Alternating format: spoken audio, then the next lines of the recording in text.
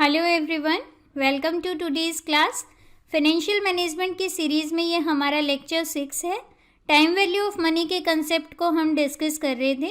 Part 1 हमने कर लिया है, आज हम पार्ट 2 की बात करेंगे। तो सबसे पहले बात करते हैं आज के लेक्चर में हम क्या क्या डिस्कस करने वाले हैं। तो हमने अमाउंट निकालना सीखा था जब इंटरेस्ट जो है वो कंपाउंड होता है एनुअली। आज के इस लेक्चर में हम बात करेंगे अगर इंटरेस्ट सेमी एनुअली कंपाउंड होता है, क्वार्टरली कंपाउंड होता है और मंथली कंपाउंड होता है तो उसकी कैलकुलेशन कैसे की जाती है। ठीक है, तो सबसे पहले हम बात करते हैं जब इंटरेस्ट आपका सेमी एनुअली कंपाउंड होता है। सेमी एनुअली का मतलब है अर्धवार्षिक, ठीक है, यानी 6 महीने में एक बार। ओके, अब देखो होता क्या है, इसका मतलब समझो आप। इंटरेस्ट कंपाउंडेड सेमी एनुअली का क्या मतलब होता है, देखो जैसे आपने मान लो 100 रुपये जमा करवाए और रेट ऑफ इंटरेस्ट है 10% पर एनम, ठीक है, यानी एक साल में आपको 10% ब्याज मिलना है। लेकिन आपको कह दिया है कि इंटरेस्ट जो है वो सेमी एनुअली कंपाउंड होगा। इसका मतलब क्या है, देखो 10% पूरे साल में ब्याज मिलना है तो सेमी एनुअली यानी 6 महीने में कितना मिलेगा, 5%। ठीक है, 6 महीने में, पहले 6 महीने में 5%, फिर 5%। अब देखो पहले आपने 100 रुपये जमा करवाए तो पहले हाफ ईयर के अंदर आपको 5% ब्याज मिलेगा, यानी 5 रुपये ब्याज मिलेगा। आपकी अमाउंट होगी 105 रुपये। ठीक है, अब इस 105 रुपये पे 5% फिर से इंटरेस्ट होगा। ठीक है, इस 105 रुपये पे 5% कैलकुलेट होगा। ठीक है, देन जो अमाउंट आएगी उसके बाद अगले हाफ ईयर का फिर उसके ऊपर 5% ऐड होगा। तो इसको हम बोलते हैं कंपाउंडेड सेमी एनुअली, यानी आपका ब्याज जो है वो हर 6 महीने का कैलकुलेट होगा और उसके बाद जो अमाउंट बनेगी उसके ऊपर ब्याज फिर अगले 6 महीने का कैलकुलेट होगा। ठीक है, तो इसका एक एग्जाम्पल करते हैं। एग्जाम्पल दिया है, खुशबू इन्वेस्ट करती है 1 लाख रुपये बैंक अकाउंट में। आपको फाइनल अमाउंट निकालनी है 2 साल बाद। इंटरेस्ट आपको दिया हुआ है 10% पर एनम और कहा हुआ है कंपाउंडेड सेमी एनुअली। ठीक है, तो इसको हम सॉल्व करते हैं। देखो पहले 1 लाख रुपये इसने जमा करवाए, शुरू के 6 महीने की बात करते हैं। तो 6 महीने में क्या होगा, इस 1 लाख पे 5% ब्याज मिलेगा। 5% क्यों, पूरे साल का 10%, तो 6 महीने का 5%। तो 1 लाख का 5% निकाल लिया, 5,000 रुपये आ गया। इसको ऐड कर दो, 1,05,000 आपकी अमाउंट हो गई। अब देखो 6 महीने से 12 महीने के बीच का जो टाइम पीरियड है उसमें क्या होगा, आपका प्रिंसिपल हो जाएगा ये 1,05,000 जो यहाँ निकाला था, ये यहाँ पे आके क्या हो जाएगा, प्रिंसिपल। देन 1,05,000 का 5% आप निकालोगे तो कितना आएगा, 5,250 रुपये। और फिर आप अमाउंट निकाल दोगे इसको और इसको ऐड करके, तो आपके पास अमाउंट आ गई ये। अब अगले 6 महीने का यानी 12 से 18 महीने, ठीक है, तो जब 18 महीने का एंड होगा तो प्रिंसिपल कितना है आपका, इतना, ये वाला प्रिंसिपल बन जाएगा। और उसके बाद इस पे 5% आप कैलकुलेट करोगे। 1,10,250 का 5% आपने कैलकुलेट किया, देन आप इसको फिर से ऐड कर दोगे तो आपके पास अमाउंट आ जाएगी। फिर ये आपका प्रिंसिपल बन जाएगा 18 मंथ्स से 24 मंथ्स के लिए, यानी 2 साल आपके पूरे हो गए, 24 महीने। इसका प्रिंसिपल आ गया, अब इस पे 5% ब्याज लगा और ये अमाउंट आ जाएगी आपके पास। ठीक है, तो इसमें सिंपल है कि आपको करना कुछ नहीं है, कंपाउंड इंटरेस्ट जैसे निकालते हैं वैसे ही निकालना है आपको। बस यहाँ पे आपको हर 6 महीने का ब्याज निकाल के कंपाउंड करना है। पहले हमने जो क्वेश्चन किया था उसमें कंपाउंडेड एनुअली था, तो हम क्या करते थे, 1 लाख पे सीधा 10,000 ब्याज निकाला, 1,10,000 आ गया। फिर 1,10,000 पे 10% का ब्याज निकालते थे, यानी 11,000 रुपये ब्याज, ऐसे ऐड करते थे।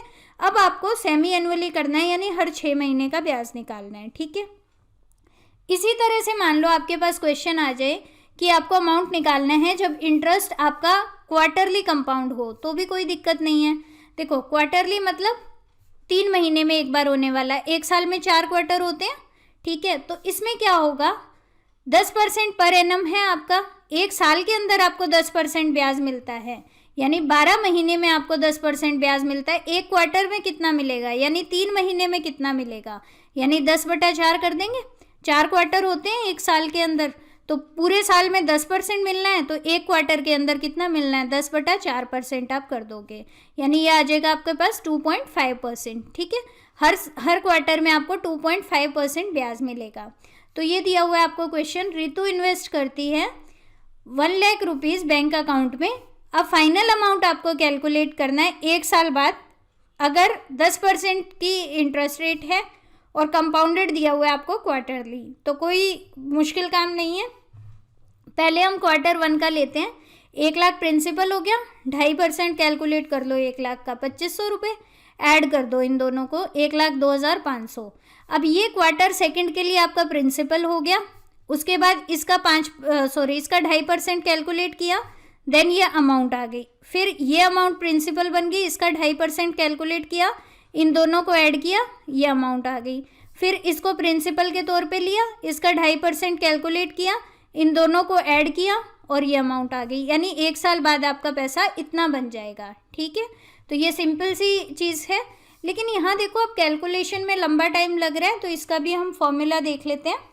इसका फॉर्मूला देखो वैसा ही है ऑलमोस्ट जैसा हमने इंटरेस्ट कंपाउंडेड एनुअली में किया था, लेकिन थोड़ा सा डिफरेंस आता है। डिफरेंस कहाँ आता है? देखो, A is amount is equal to P means principal, into 1 plus i by m raise to power m into n। अब ये m और n क्या है?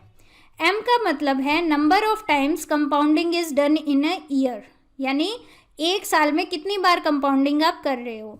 जैसे जस्ट सपोज आप सेमी एनुअली कंपाउंडिंग कर रहे हो, यानी 1 साल में कितनी बार कंपाउंड होंगे? 2 बार। अगर आप क्वार्टरली कंपाउंड कर रहे हो तो 1 साल में कितने क्वार्टर होते हैं? 4, तो 4 बार कंपाउंडिंग होगी। ठीक है, इस तरह से आपको m निकाल लेना है। m का मतलब क्या है? 1 साल में कितनी बार कंपाउंडिंग हो रही है। अगर सेमी एनुअली है तो 2 बार, क्वार्टरली है तो 4 बार। इसी तरह से अगर मंथली है तो कितनी बार हो रही है? 12 बार। 1 साल में 12 महीने हो गए। ठीक है, और n का मतलब क्या है? n का मतलब तो आपको पता है, नंबर ऑफ ईयर्स है। ठीक है, और जो i है इसका मतलब आपको पता है, rate of interest per annum. ठीक है, अब देखो यहाँ पे भी हमने यही किया था। अगर आप पिछले क्वेश्चन में देखो, हम कैसे निकाल रहे थे इसको? 10% को हमने 4 से डिवाइड कर दिया था, है ना, क्योंकि क्वार्टरली था तो 4 से डिवाइड कर दिया। इससे पहले वाले क्वेश्चन में हमने 10% को 2 से डिवाइड किया था, क्योंकि सेमी एनुअली था। तो हम रेट को कितने से डिवाइड करते हैं? जितनी बार वो कंपाउंड हो रहा है उतनी बार हम डिवाइड करेंगे 1 साल के अंदर। ठीक है, अगर सेमी एनुअली दिया हुआ है तो m आपका आ जाएगा 2, क्योंकि आपका कंपाउंड कितनी बार हो रहा है? इंटरेस्ट 2 बार। अगर क्वार्टरली दिया है तो आपका आ जाएगा m4, अगर मंथली दिया है तो आपका आ जाएगा 12। ठीक है, ये चीज़ आई होप आपको क्लियर हो गई होगी कि m की वैल्यू कैसे निकालनी है। और उसके बाद जैसे 10% पर एनम आपको मिल रहा है, और मान लो आपको सेमी एनुअली देना है इंटरेस्ट, तो आधा कर देंगे इसका। ठीक है, अगर क्वार्टरली देना है तो 4 से डिवाइड कर दोगे, मंथली देना है तो 12 से डिवाइड कर दोगे। ठीक है, इस तरह से i बाई m हो जाएगा और raise to power m into n हो जाएगा। ठीक है, अब इसका एक क्वेश्चन कर लेते हैं तो आपको ये क्लियर हो जाएगा। वही क्वेश्चन है जो हमने पहले किया है, लेकिन पहले हमने उसको पूरा टेबल बना के किया था, अब फॉर्मूला लगा के करते हैं। तो खुशबू इन्वेस्ट करती है 1 लाख रुपए बैंक अकाउंट में। फाइनल अमाउंट आपको निकालनी है 2 साल के बाद। 10% पर एनम इंटरेस्ट है और कंपाउंडेड दिया हुआ है आपको सेमी एनुअली। तो इसका मतलब क्या है? ये फॉर्मूला लगाओ।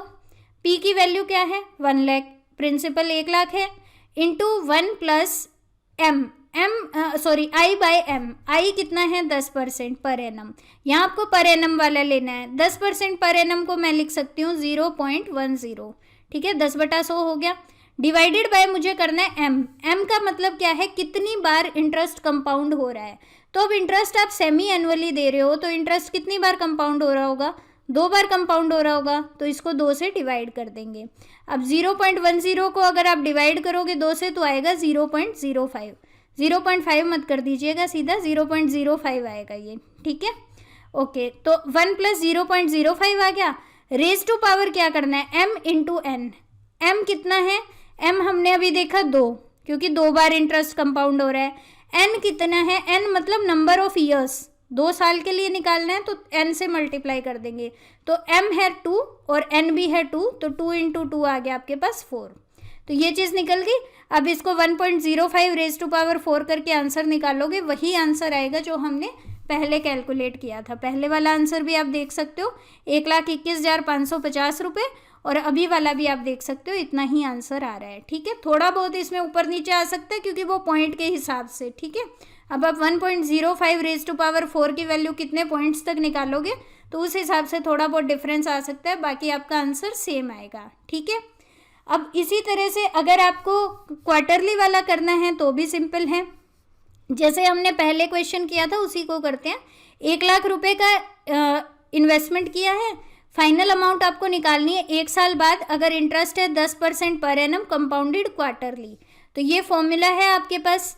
पी की वैल्यू कितनी है 1,00,000 इंटू 1 प्लस रेट कितना है 10% पर एनम, डिवाइडेड बाय आपको करना है एम मतलब number of times interest is compounded in a year. एक साल के अंदर कितनी बार कंपाउंड होता है इंटरेस्ट, क्वार्टरली कंपाउंड हो रहा है तो कितने क्वार्टर होते हैं एक साल में, 4 क्वार्टर होते हैं। तो एम की वैल्यू यहाँ पे आ जाएगी आपके पास 4, ठीक है। तो 10% को मैं लिख सकती हूँ 0.10 और डिवाइडेड बाय एम करना है यानी 4, तो ये आ जाएगा 0.025, ठीक है। तो ये वैल्यू आ गई 0.025। अब raise to power m into n, m तो आपको पता है 4 हो गया, और n क्या है यानी कितने साल बाद आपको निकालना है 1 साल बाद, तो n की वैल्यू क्या है 1, तो 4 इंटू 1 m इंटू n यानी 4 इंटू 1 ये 4 आ जाएगा। अब आप इसको सॉल्व करोगे तो अमाउंट ये आएगी 1,10,381। ये क्वेश्चन हमने पहले इस तरीके से किया था, तब भी इतना ही आ रहा था और अब भी इतना ही आ रहा है, ठीक है। तो ये चीज़ आई होप आपको क्लियर होगी कि हम इसको इस फॉर्मूला के थ्रू भी कर सकते हैं और वैसे भी कैलकुलेट कर सकते हैं। फॉर्मूला के थ्रू थोड़ा सा छोटा होता है। अब देखो इसमें एक चीज़ और आती है कि आप इसमें जो टेबल कल हमने डिस्कस की थी ना उसका भी यूज़ कर सकते हो, लेकिन थोड़ा सा ध्यान से करना पड़ेगा। कैसे, देखो मैंने आपको क्या बताया था, जैसे अगर हम इंटरेस्ट एनुअली कंपाउंड करते हैं तो हमारे पास फॉर्मूला क्या होता है P into 1 plus i raise to power n, ये फॉर्मूला होता है। अब मैंने आपको बताया था कि इस चीज़ की वैल्यू निकाल के हमें दी होती है, इस i की और इस n की वैल्यू आप रखो और आपको निकाल के दी होती है ये वैल्यू उस टेबल के अंदर, ठीक है। अब यहाँ पे आपको क्या करना है, जैसे अमाउंट निकालनी है तो ये फॉर्मूला है, अगर कंपाउंडेड एनुअली नहीं है, मंथली है, क्वार्टरली है या सेमी एनुअली है, मतलब एक से ज़्यादा बार अगर कंपाउंड हो रहा है तो आपको ये फॉर्मूला यूज़ करना है। अब इसमें आप क्या करो, आई बाय एम की वैल्यू निकाल लो यानी इस चीज़ की, और एम एन की वैल्यू निकाल लो। उसके बाद आप CVIF टेबल पे जाओ। कैसे, जैसे मान लो आपको दिया हुआ है 10% पर एनम इंटरेस्ट रेट और आपको दिया हुआ है कंपाउंडेड सेमी एनुअली, तो सेमी एनुअली अगर आपको दिया हुआ है इसका मतलब एम की वैल्यू कितनी है 2, क्योंकि 2 बार कंपाउंड हो रहा है। आई की वैल्यू कितनी है 10%, ठीक है। अब 10% यानी 0.10 भी लिख सकते हो या 10% भी लिख सकते हो इसको। अब आई बाय एम निकाल लो आप, आई बाय एम कैसे आएगा, 10% बाय 2 कर दो 5%, या 5% को आप 0.05 भी लिख सकते हो, कोई भी ले लो, ठीक है। और एम एन की वैल्यू निकाल लो। एम एन की वैल्यू कैसे निकलेगी, एम आपका 2 है और एन आपको दिया हुआ है कि 2 साल बाद आपको अमाउंट निकालनी है, तो 2 इंटू 2 करेंगे तो 4 आ जाएगा, ठीक है। अब इसी इक्वेशन को मैं ऐसे भी लिख सकती हूँ, A is equal to P into 1 plus i by m. I by m को मैं क्या लिख सकती हूँ 5% यानी 0.05 raise to power n, n क्या m n sorry raise to power m into n, m into n क्या है 4। अब मुझे इसकी वैल्यू निकालनी है, ठीक है। इसकी वैल्यू मैंने आपको बताया था कि अगर इस तरह की चीज़ है 1 plus i raise to power n, तो इसकी वैल्यू हमें compound value interest factor table से निकालनी होती है, ये दी हुई होती है हमें। तो इसकी टेबल की वैल्यू आप देखोगे, लेकिन टेबल की वैल्यू कैसे देखोगे, 5% रेट देखोगे और जो n है आपका वो यहाँ पे हो जाएगा 4, तो 4 वाले रो के अंदर देखोगे और 5% वाले कॉलम में देखोगे तो वहाँ से आपको CVIF मिल जाएगा। देखो जैसे यहाँ पे हमें देखना है, जस्ट अ सेकेंड, हमें दिया है 5% रेट और 4, ठीक है। तो इसको हम देखते हैं, 5% रेट है, ओके, दिस इज़ 5% रेट, यहाँ पे देखिए जहाँ मैं कर्सर है मेरा, और 4 ईयर्स का यानी 4 पीरियड का, तो इसको यहाँ पे आप देखोगे तो ये आ जाएगी 1.216, ठीक है। तो ये 1.216 आप यहाँ पे रख सकते हो, तो P इंटू 1.216 कर दोगे तो भी आपका आंसर आ जाएगा।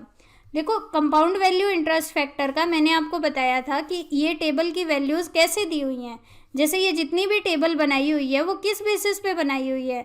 जैसे यहाँ पे देखो ये वैल्यू कहाँ से आई 1.072, ये जो मैं मार्क कर रही हूँ ये वैल्यू कहाँ से आई है, ये वैल्यू ऐसे निकाली हुई है कि 1 प्लस 1% यानी 0.01, ठीक है, रेज टू पावर 7 यहाँ पे, ठीक है, इसकी वैल्यू निकाल के आपको दी हुई है कि 1.072 होती है, ठीक है। तो यहाँ पे जो हम करते हैं कंपाउंडेड एनुअली की जगह अगर आपको मंथली, क्वार्टरली कुछ भी दिया हुआ है तो उसको आप ऐसे सॉल्व कर लीजिए कि वो इस फॉर्मेट में आ जाए, ठीक है। इस फॉर्मेट में आने के लिए यानी यहाँ पे क्या होता है I/m, तो I/m की वैल्यू निकाल लो, ये आ गई 5%। फिर रेज टू पावर में क्या है mn, तो 4 आ गया, ठीक है। तो 5% वाली कॉलम में देखो और 4 वाले रो में देखो, जो वैल्यू आपकी आएगी दैट इज 1.216 और फिर इसको प्रिंसिपल से मल्टीप्लाई कर दो तो भी आपका आंसर सेम आएगा, ठीक है। तो आई होप ये वाली चीज़ें आपको क्लियर होगी कि कंपाउंड वैल्यू इंटरेस्ट फैक्टर का कैसे यूज़ किया जाता है। नेक्स्ट लेक्चर में हम डिस्कस करने वाले हैं एन्युटी के बारे में कि एन्युटी के लिए फ्यूचर वैल्यू कैसे कैलकुलेट की जाती है, और उसके साथ साथ हम देखेंगे कि सीरीज ऑफ पेमेंट अगर होती है तो उसके अंदर कैसे कैलकुलेट की जाती है वैल्यूज़। तो आई होप आज का ये लेक्चर आपको समझ आ गया होगा।